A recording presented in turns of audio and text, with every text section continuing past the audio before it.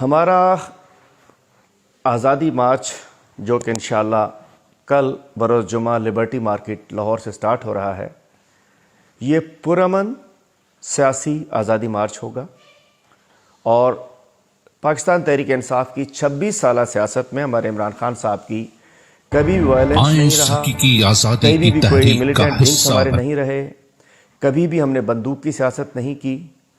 تو اس وقت ایک سازش کے تحت جس انداز سے گزشتہ روز ایک پریس کانفرنس واڈا صاحب سے کرائی گئی، تو ایسے ابھی بہت سارے کردار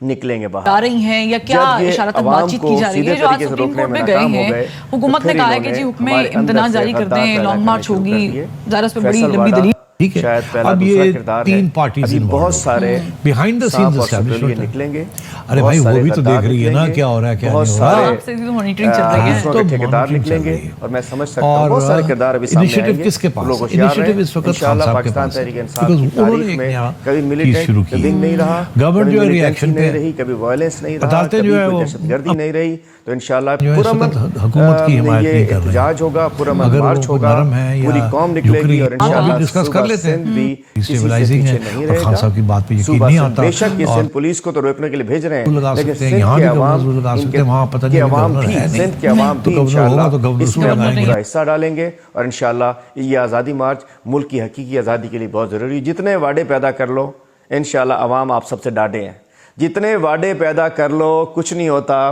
پاکستان کے عوام ڈاڈے ہیں اور انشاءاللہ وہ اپنے